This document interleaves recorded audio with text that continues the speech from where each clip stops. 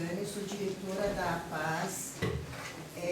Eu tenho algumas questões assim. A APAS, só queria situar quem é a APAS. A APAS é uma escola, sempre nós atendemos com a língua de sinais e que tem jovens e adultos surdos, né?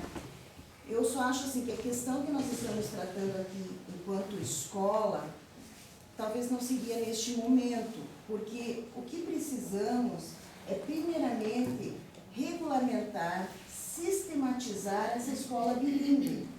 Como será o perfil, como será essa escola bilíngue? Nós ainda não temos isso.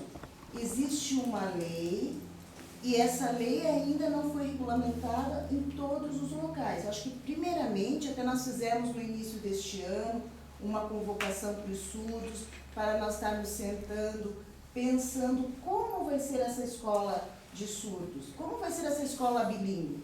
Vão ter pedagogos surdos, qual vai ser a proposta, qual vai ser, vão ter intérpretes. Então, acho que o primeiro passo é essa questão que a gente tem que regulamentar, sistematizar essa escola que nós queremos.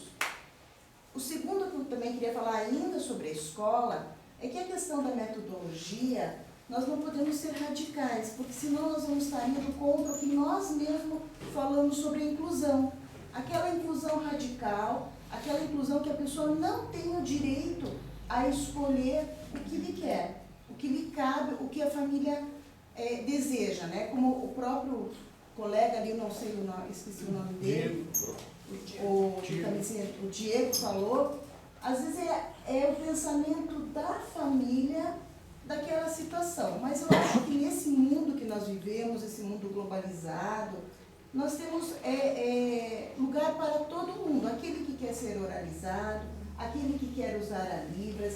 Eu acho que isso são coisas bem pontuais, que também acho que a gente pode ultrapassar essas questões, né? Agora, enquanto direito, né? O que eu gostaria de falar enquanto direito, enquanto para a secretaria? Só para terminar, eu acho que essas questões também a gente pode falar junto com a Secretaria de Educação, que também pode nos apoiar nesse sentido. Estamos fazendo. Que bom. Até ontem fiquei feliz, né? Não sabia que havia reunião sobre a escola bilíngue, mas fiquei feliz que nós fizemos várias tentativas da gente sentar para até definir, mas que bom que está acontecendo. Então, outra situação sobre os direitos é a questão do intérprete, né? Eu acho assim que é um direito do surdo ter um intérprete em todas as situações, principalmente nas situações oficiais de governo. Então, enquanto governo municipal, né? Nós tivemos uma situação bem pontual, quarta-feira, que houve a chamada sobre o trânsito da CETRAN. E nós temos turma de alunos à noite, e nós estamos trabalhando a questão do artefato político. E, então, enquanto instituição, nós queríamos levar os nossos alunos. Mas a primeira preocupação foi de ter intérprete ou não. Eu acho que senão nós não poderíamos nem estar preocupados. Tinha que ser, tem uma questão pública, um chamamento público, ponto, tem que ter intérprete. O que precisamos fazer? Foi preciso fazer, telefonar, perguntar se haveria intérprete, dizer que teriam surdos lá.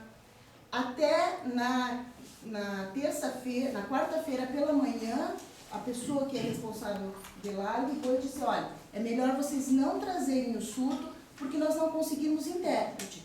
Foi quando a escola se posicionou. Nós vamos levar, sim, ponto. E graças a Deus eles conseguiram um intérprete. E até ligaram para nós às 7 horas, os alunos veem porque tem intérprete. Mas se não fosse, gente, é direito. O intérprete tem que estar lá, querendo ou não. Porque é público, é governamental, então tem que ter esse direito. Acho que nós não temos que estar toda vez ligando, questionando se vai ter um surdo, se vão ter 2 surdos, se vão ter 3 surdos. Gente, tem que haver um intérprete. A segunda questão é em relação à saúde. Então, nós temos a questão da isenção tarifária e até por causa do amigo curitibano, que nós já não tínhamos, né, há algum tempo, já quando transformou de saque para amigo curitibano, nós acabamos não tendo mais, mas os nossos alunos precisam da carteirinha e precisam da fono. A fono nós pagávamos com o antigo saque. Enfim, então não temos mais fono na instituição, mas os alunos precisam fazer a carteirinha. E precisam do laudo da fono, do otorrino, enfim. Gente, a maior dificuldade. Muito difícil, os atendimentos demoram muito tempo. Eu até acho que nós que temos alunos de 30, 40, 50 anos que não fizeram implante coclear, eu não sei porque todo ano eles precisam ir lá e ainda dizer que são surdos. Eu acho assim, que se a pessoa tem um laudo de um ano que ela é surdo, no outro ano ela não vai deixar de ser. É mesmo que vai na Universal e aconteça um milagre. Pois é, então assim, são coisas que eu acho que a própria saúde, a própria URBS tem que compreender. E daí assim, existe um perito dentro da URBS que pode estar assinando. Esse perito também entra em férias, fica 30 dias fora, o aluno fica em casa, porque não tem a carteirinha, porque não tem assinatura. Então, assim, é uma questão bem complicada que eu gostaria de estar colocando aqui. Já conversamos com a Estela, né? Mas, assim, a gente sabe ainda da dificuldade, porque o governo também é novo, mas eu acho que é uma coisa bem real que essa está questão da isenção acontecendo. tarifária a gente já está acompanhando. Na verdade, as reuniões da isenção tarifária acontecem aqui na Secretaria. Isso de precisar todo ano renovar não vai mais acontecer. Ai, que bom. É um dos critérios que a gente está colocando. Tem um decreto aí para ser assinado. Isso, tem um novo decreto. Novo decreto em que não vai mais precisar. Casos né, reversíveis não vai mais exatamente. precisar receber. Essa questão não é só dos surdos, Não, é todos. É para todos, na verdade não é só para os surdos Para que todos os tem. casos irreversíveis. Todos os casos né, Por de exemplo, deficiência já deram para que não os seja autorizados. temporária, que seja uma deficiência permanente, A não vai minha tem que precisar renovar ter todo ano. E anualmente. Mas vai acabar isso, viu? Essa situação existe com idoso. Se a cada 2 anos tem que dizer que é idoso. Quer dizer, ou você morreu ou ficou mais idoso, né? Quer dizer, não tem muito sentido a gente estar renovando carteira e outras coisas, porque sistema eletrônico, fizeram uma babação em cima de computador, tudo, e no entanto... Infelizmente precisa ter um acompanhamento realmente. Não tem lógica, porque né? Precisa ter um acompanhamento, porque no caso do idoso, da pessoa com deficiência, pode acontecer realmente da pessoa entrar em óbito e alguém continuar utilizando, né, de repente, desse benefício que era para aquela pessoa em específico. Então, tem que ter realmente um acompanhamento, lógico que não precisa. Mas esse acompanhamento tem que ser anualmente, clínico, é Miranda. absurdo. A Secretaria de Saúde fazer até para ver se a pessoa está bem ou está mal, ou não está bem. Agora, aí na URBS, em outros lugares, fazer carteirinha disso, carteirinha daquilo, aquele de estacionamento para idoso, tudo, isso é uma sandice. Então, está saindo, para quando que está previsto o decreto, Guilherme? José. Tem mais uma reunião para tentarmos finalizar na próxima segunda-feira. O advogado da URBS também está participando, Lógico. os dois da URBS estão participando Custa dessas caro. reuniões. O Cada decreto já vez está tem que montado, imprimir, falta fazer, agora só perde detalhar tempo. algumas questões técnicas, mas todas as questões que foram levantadas em reversidade está prevista, na ampliação até para os autorizados também, está prevista. Para Algumas outras definições deficiências já foram que lei, não estavam contempladas. o decreto também já estão previstos também. A questão agora é só de ajustar termos técnicos e a fluidez também do procedimento, né, junto com a Secretaria de Educação, Saúde, URBS, a Secretaria Especial de Direitos da Pessoa com Deficiência, que também não fazia parte do decreto anterior, que não existia, então, elaborando, acho que a partir de segunda-feira a gente consegue finalizar, né, passa daí já para as assessorias jurídicas de todos os órgãos envolvidos e encaminhamento ao prefeito. Muito bom. Então, E em relação a essa questão da isenção tarifária, até, Cris, se acontecer algum caso pontual que você precise de ajuda, pode recorrer à nossa secretaria, que a gente está intermediando essa questão da isenção tarifária. Porque a gente sabe que a especialidade da fonoaudiologia no município ela é terceirizada e as filas são enormes, né? E então a gente compreende, mas isso não quer dizer que o aluno não tem direito, a pessoa não tem direito, né? E a outra questão é, que bom que esse decreto vai sair, que bom que conseguimos avançar, né? Até quando eu estive conversando com a Estela, eu expus no início do ano bem essa situação, que eu digo, porque nós tivemos alunos que os pais foram lá com toda a documentação do ano anterior e mesmo assim o perito de sinal. Ele precisa fazer exame, né? Então que bom que agora não vamos mais ter essa problemática. E a última questão que eu gostaria de falar é exatamente também sobre a questão da acessibilidade visual. Eu acho que também é uma questão que nós já comentamos aqui numa reunião que nós tivemos esse ano, que eu vou falar, né, dos alunos que eu conheço, das pessoas surdas que eu conheço, que muitas vezes em parques, em praças, a gente pergunta para eles se eles conhecem e eles acabam dizendo que não conhecem, mas porque não tem nenhuma sinalização visual sobre aquela praça. Então, é claro, o convívio, a gente daí tem que explicar, olha, o botânico, às vezes a pessoa de fora não tem esse sinal, às vezes nós recebemos um de fora que não é de Curitiba, que não sabe que o Jardim Botânico é assim, e daí a gente Como é Jardim Botânico? Precisa estar sinalizando, precisa estar explicando. Então, eu acho que a questão da acessibilidade visual, principalmente em lugares públicos, para que ele fique claro que praça é aquela, que local é aquele, eu acho que isso também, nós temos que avançar nessas conversas, né? Eu acho que o surdo precisa de direito, até como eu falei, de repente ter um totem em libras, né? Não precisa, que às vezes eu sei que é difícil, mas um totem em libras que explique o que é aquela praça, quando foi fundada.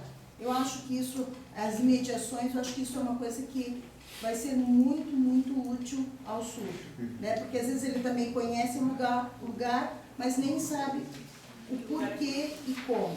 Não sabe nem que é o botânico. Não sabe nem o porquê, né? Eu acho assim, são coisas que nós, ouvintes, sabemos, e se de repente esse surdo não está na escola, ele não vai deixar de Esse é o ter. tipo de coisa, de informação que a surdez Acaba prejudicando. perdendo. Então, de repente, um totem, né? Agora nós com a tecnologia e em libras, né? Porque a gente sabe que a questão de ter um intérprete, ter uma pessoa lá, não é viável.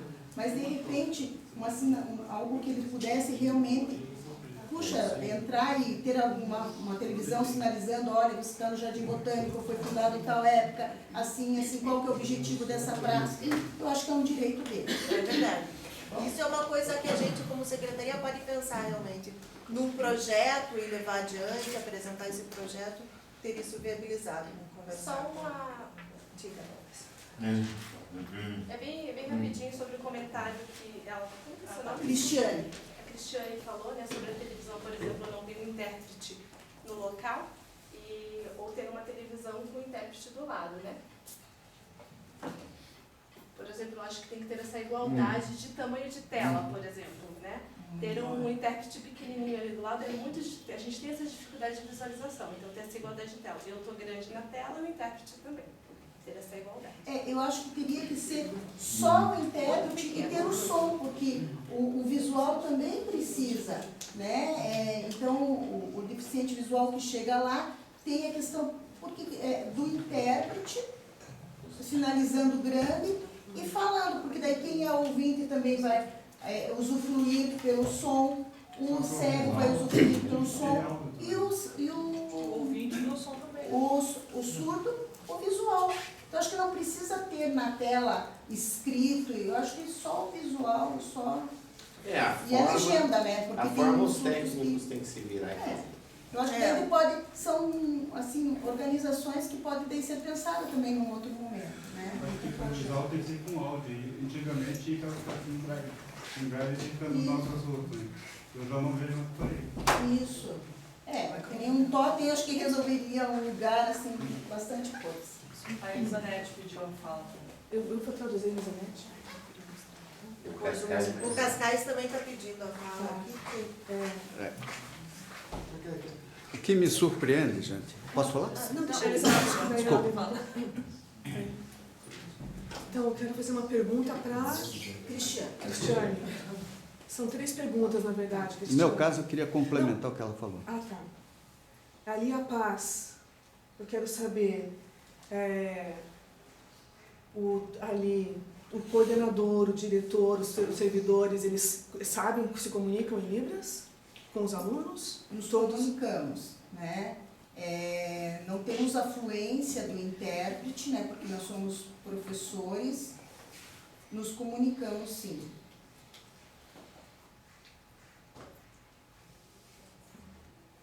Ok, obrigada. A segunda pergunta, eu gostaria de saber dos alunos surdos da Paz. Eles se formaram ali e quantos estão na faculdade? Conseguiram estar na faculdade? Então, a Paz, ela sempre teve uma característica diferenciada, né? A Paz tem 45 anos e nós já tivemos alunos que se formaram sim, porque agora que nós viramos escola básica, então agora que nós vamos poder certificar. A Paz nunca certificou, porque assim como agora a EFTA é apoio, nós éramos apoio da escolaridade. Então nós não tínhamos o objetivo de certificar.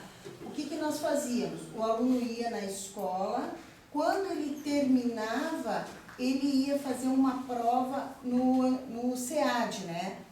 Que era o antigo supletivo.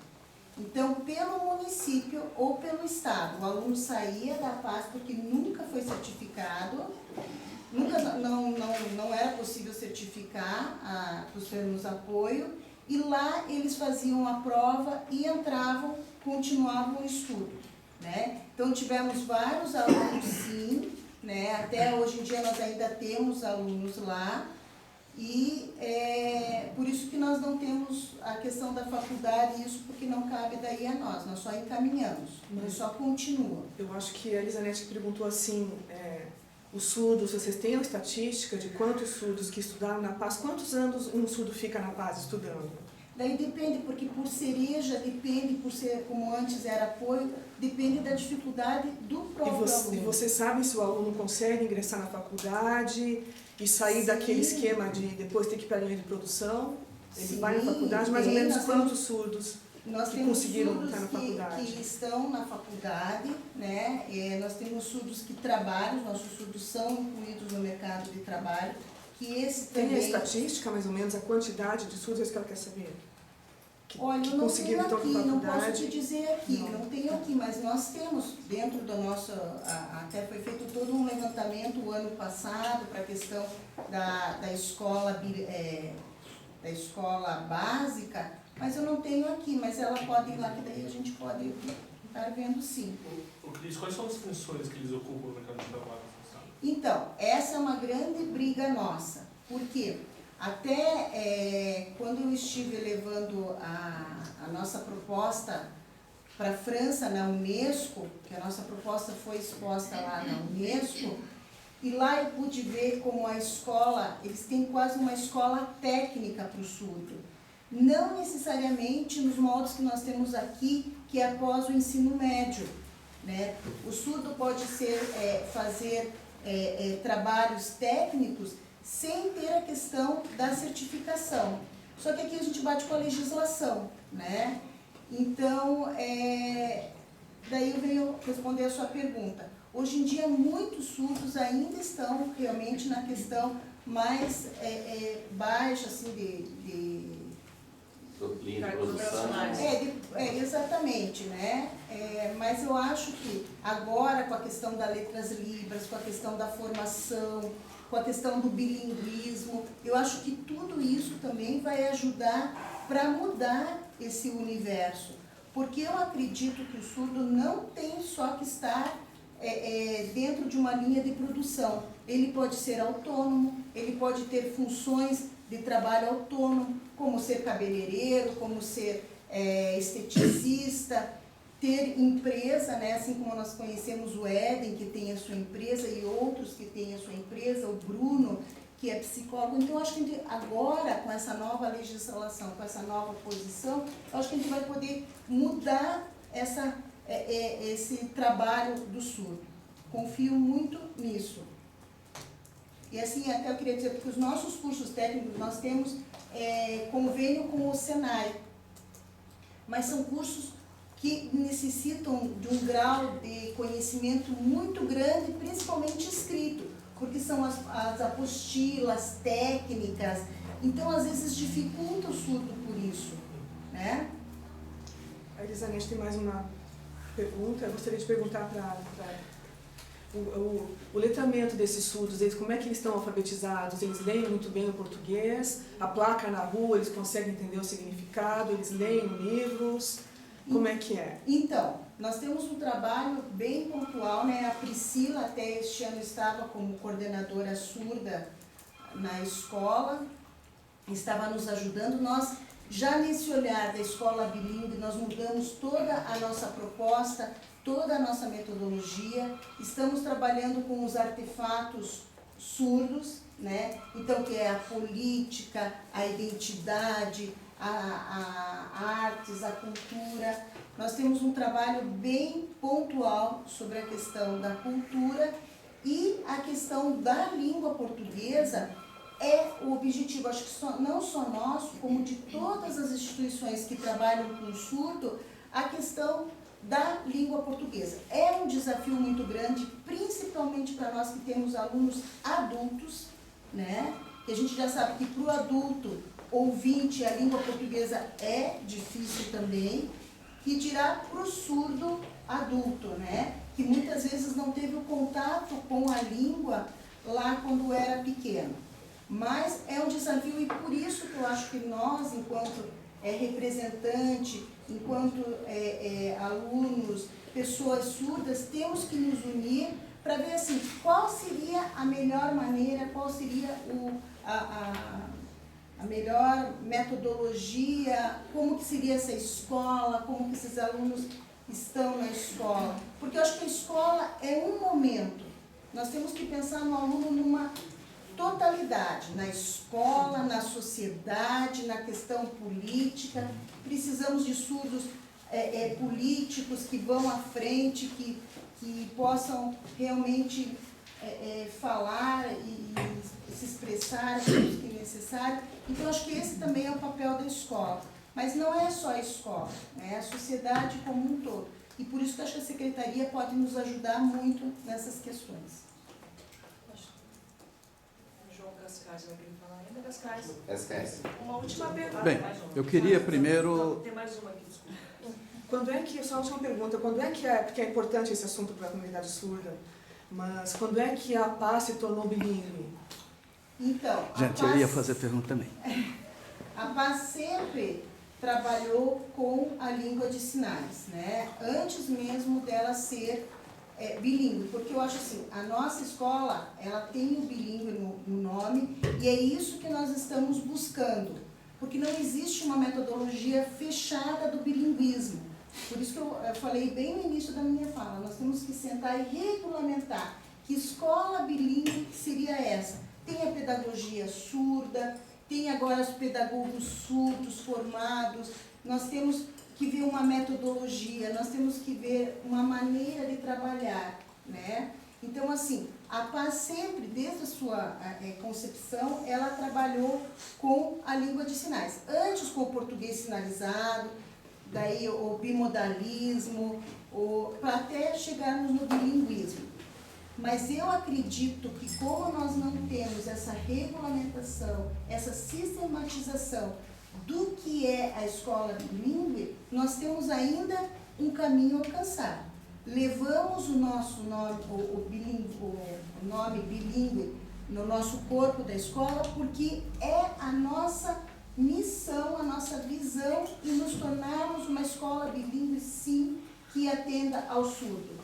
E no ano passado, então respondendo a pergunta, o ano passado, que nós nos tornamos uma escola bilíngue, porque nós éramos apoio, e este ano já começamos com estudos, com mudança, mudamos a nossa metodologia, já temos um novo formato dessa escola bilíngue, né? A Priscila nos ajudou, nas nossas reuniões da Semana Pedagógica e Formação, todas são voltadas para este assunto. Então, ainda estamos na busca, né, dessa escola bilíngue. Muito bem.